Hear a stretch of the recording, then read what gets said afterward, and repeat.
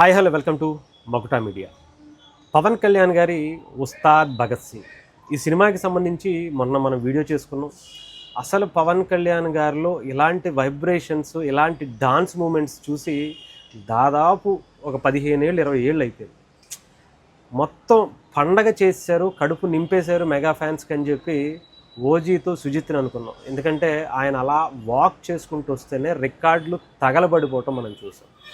But Harish Shankar గారి mark, ఆయన ఒక భయంకరమైనటువంటి ఫ్యాన్.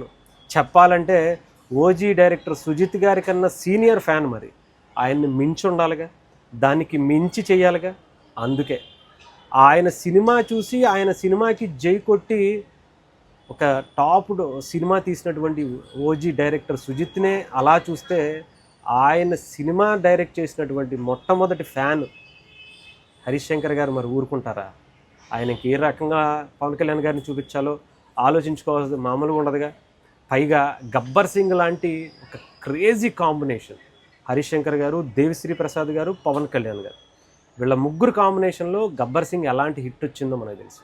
పవన్ కళ్యాణ్ గారు దాంట్లో యాక్టింగ్ చేసినటువంటి విధానానికి ఇప్పటికీ మనం థియేటర్లో కానీ సినిమా టీవీలో వచ్చినప్పుడు కానీ ఆ అంతాక్షరి సీన్ కావచ్చు, ఆయన చెప్పేటువంటి డైలాగ్స్ కావచ్చు, ట్రెండ్ ఫాలో అవ్వను, ట్రెండ్ సెట్ చేస్తా, చాలా ఉంటాయి. అవన్నీ ఒక మార్క్ సినిమా అంతే వాళ్ళ కాంబినేషన్. అలాంటిది రిపీట్ అవుతుంటే ఊరుకుంటారా? పవన్ కళ్యాణ్ గారిని వదులుతారా? మరి పవన్ కళ్యాణ్ గారికి ఏం మందు పెట్టారో తెలియదు కానీ హరీష్ శంకర్ గారు పిచ్చెక్కిచ్చి పడేశారు అంతే. పవన్ కళ్యాణ్ గారిని సరికొత్త పవన్ కళ్యాణ్ గారిని మళ్ళీ చూపించారేమో అనిపించింది. దేవిశ్రీ ప్రసాద్ గారి మార్క్ మ్యూజిక్ మనకు ఎలా ఉంటుందో తెలుసు. పవన్ కళ్యాణ్ గారితో చాలా రోజుల తర్వాత హార్ట్ఫుల్గా నవ్వించడమే కాదు, చాలా హ్యాపీగా డాన్స్ మూమెంట్లు చేసేటువంటి విధానాన్ని కూడా ఇచ్చారు. ఇకపోతే ఈ సినిమాకి సంబంధించినటువంటి రికార్డులు ఎలా వెళుతున్నాయి అంటే, ఇప్పటి వరకు చిక్రీ లేదంటే ఇంకొకటో అనుకున్నాం, మొత్తం లొంగెట్టేసాడండి. మొత్తం లొంగబెట్టి మడత పెట్టి ఎక్కడ వాడితే అక్కడ వాడేశారు ఉస్తాద్ భగత్ సింగ్తో పవన్ కళ్యాణ్ గారు.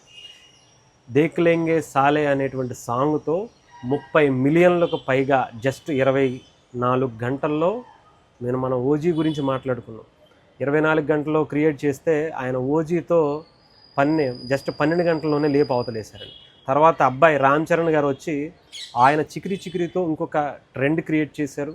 ఆయన ఒక రికార్డు క్రియేట్ చేశారు. ఆ తర్వాత మళ్ళీ బాబాయే వచ్చి ఆ రికార్డుని మడత పెట్టేశారని చెప్పాలి. అంతేకాదు, ఇది జస్ట్ శాంపుల్ మాత్రమే. ఒక సాంగ్కి కూడా ప్రోమోని రిలీజ్ చేసి 25 సెకండ్ల వీడియోని రిలీజ్ చేసి రికార్డులు కొట్టారు అంటే ఇంకా ఎలాంటి ప్లానింగ్స్ ఉన్నాయో, ఎలాంటి సినిమాని పవన్ కళ్యాణ్ గారు, హరీష్ శంకర్ గారు, దేవిశ్రీ ప్రసాద్ గారు ఇస్తున్నారో ఇంకా ఆలోచించుకోవాల్సి ఉంటేనే మనకి గూస్ బంప్స్ వస్తాయి. ఉంది, చాలా ఉంది. అంతా దాచిపెట్టారట. ఒక్కొక్కటి అలా వదులుతారు. మనం రికార్డులు వేట మనం లెక్కేసుకుంటూ ఉంటామే. ఉస్తాద్ భగత్ సింగ్కి సంబంధించి మొదటి రికార్డ్, రెండవ రికార్డ్, మూడవ రికార్డ్ అని లెక్క పెట్టుకోవడమే రెడీగా ఉండాలి.